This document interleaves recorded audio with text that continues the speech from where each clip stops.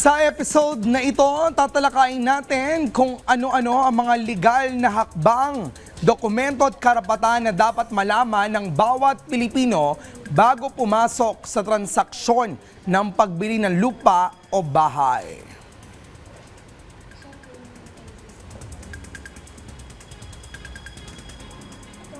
Mula sa proseso ng due diligence hanggang sa tamang pagproseso ng titulo at iba pang legal requirements, bibigyan namin kayo ng malinaw at practical na gabay upang masiguradong ligtas at maayos ang inyong property purchase. Kasama natin ngayong umaga at Attorney Ruel Ilagan. Attorney, live mula sa, nasan ka ba? Nasa Palawan ka ba, Attorney? Yes. Ayun, nasa Palawan. Maraming salamat despite nasa Palawan ka ay magkakasama pa rin tayo dito sa ating segment na Legal Ba. Attorney, unang tanong, ano-ano ang mga pangunahing hakbang o proseso sa pagbili ng real property sa Pilipinas? Okay, so isang magandang umaga mga ka-RSP and happy to be back. Okay, so sa tanong mo, of course, we have to remind ourselves na yung pera na gagastusin natin upang bumili ng property is pera na pinaghirapan natin. So we have to make sure na yung pera na gagastusin natin is mapupunta sa tama. So to answer your question, the first step is to conduct due diligence. Due diligence of the transaction and of course due diligence of the property. Okay, Attorney, ano ba yung due diligence? Ano ibig sabihin nito? Ibig sabihin, due diligence, basically background check. Background check ng property na bibilin mo and iba-background check mo din, of course, yung mga owners ng property na bibilin mo. So that is the due diligence na tinatawag natin in real estate transactions. Yan, para alam ng mga ka-RSP natin. Attorney, ano-ano mga karaniwang legal issue o problema na maaring maranasan ng mga nagbabalak bumili ng lupa o bahay? Okay, napakadaming issues regarding real estate transactions. Unang-una is fake or forged title. Lalo-lalo na ngayon may AI, ang dali-dali ng makagawa ng mga titulo. So unang-una yung fake title. So how do we address that? Dapat magche-check ka ng title sa Register of Deeds. Hihingi ka ng certified true copy ng titulo na galing mismo sa Register of Deeds. Madami mga kliyente pupunta sa iyo, papakita sa iyo photocopy ng title. Sasabihin na, hindi attorney, may titulo na eh. Ito photocopy. Pero makikita mo, yung titulo na yon, yung photocopy na yun, hindi siya updated. Okay? Hindi siya updated. Ibig sabihin, may madaming transaksyon pa na nangyari after na makuha yung titulo. So the best way really is to get the latest copy or latest certified true copy of the title from the Register of Deeds. Naku, lalo Pangalawa, go ahead, Attorney. Pangalawa, of course, madaming issues pala doon sa property, hindi mo alam, 'di ba? Lalo na ngayon, baka yung property na 'yon ina-attach na pa ng gobyerno kasi connected sa flood control projects, 'di ba? Pangalawa, maaari yung property na 'yon naka-mortgage pala sa bangko, okay? These factors, hindi mo to na-consider nung binili mo yung property. So, paano natin malalaman yon, okay? Kung mayroong mga tinatawag nating encumbrance or annotation or problema or issue doon sa property. Una, titingnan mo yung titulo. Sa titulo mismo, makikita mo if there are annotations or encumbrance sa property. Ibig sabihin, hindi malinis yung titulo ng property. May nakalagay doon, naka-mortgage sa bank, o kaya naka-attach yung property, o kaya makita tayong notice of lease pendants. Yung ibig sabihin nun, meron palang kaso involving the property.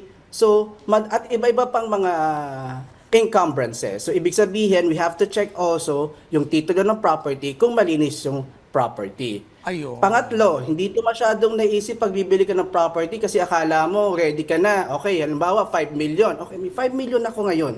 Pero hindi natin na-realize na hindi lang yung purchase price ang binabayaran natin. May mga taxes tayo. Okay? May capital gains tax, may documentary stamp tax, transfer taxes, and others. And may deadline ang bawat tax. So madami bibili ng property, ang meron lang sila 5 million, hindi nila alam na meron mga taxes at may deadline. For example, bumili ka today is November 26, ang deadline pala ng documentary stamp tax dapat on the 5th day of the following month. So, ibig sabihin, bumili ako today, November 26, ang deadline ng documentary stamp tax is December 5. Wala pa akong pera pambayad ng documentary stamp tax. So, ibig sabihin, magkaka-penalty ako. So, additional expense na naman to. So, in other words, dapat alam natin to na meron ding taxes na babayaran at meron ding deadline sa bawat taxes na ito.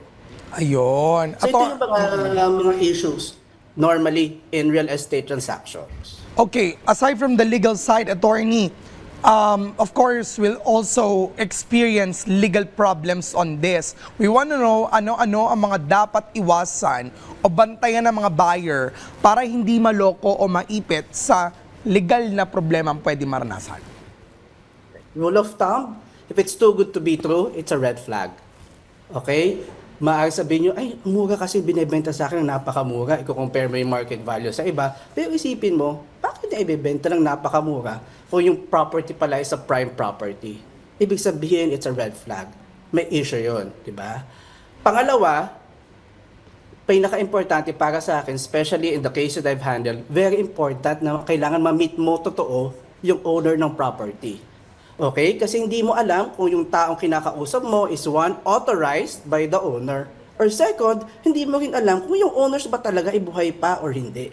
Kasi mayroon akong kaso involving double sale ng property. Ibig sabihin, yung kliyente ko, nabili niya yung property, tapos na-realize niya, or later on, nakareceive siya ng demanda na mayroon nagkiklaim din sa same property. Nung nakita namin, may deed of sale and execute. Diba? Pero nalaman namin na yung owner at that time, when the deed of sale was executed, was already dead. Diba? Ayun. So, pero kung na-meet mo, kung nakausap mo mismo yung owner ng property, malalaman mo yung identity ng owner also, malalaman mo kung buhay or patay pa. Because there are legal consequences kung patay na yung isang may-ari ng lupa. Attorney, tips lang din ang payo para sa mga first-time buyer upang maging ligtas at maayos ang proseso ng pagbili ng lupa o bahay. Unang-una, huwag tayo magmamadali. Okay? We have to remind ourselves na itong pagbili ng lupa is a long-term investment. Okay? So, kailangan inaaral mo, magkukondak ka ng background check.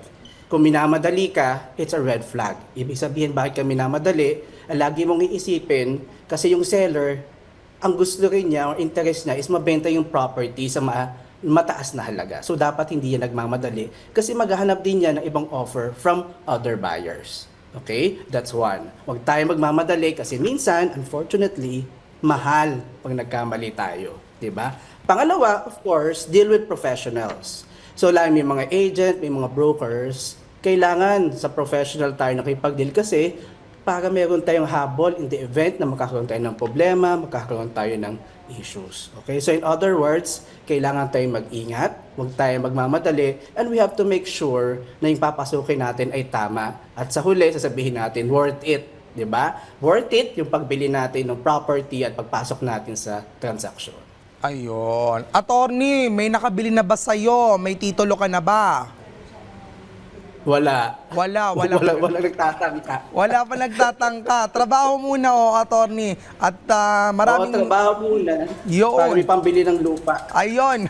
Maraming salamat po. At papatuloy ng bahay. Roel Ilagan sa mga mahalagang payo at impormasyon na ibinahagi ninyo ngayong umaga. At para sa ating mga ka-RSP, bago bumili ng bahay o lupa, siguraduhin maayos ang dokumento nito, malinaw ang titulo at alam ninyo ang inyong karapatan. Dahil sa dulo ng lahat, ang tanong ay dapat, legal ba?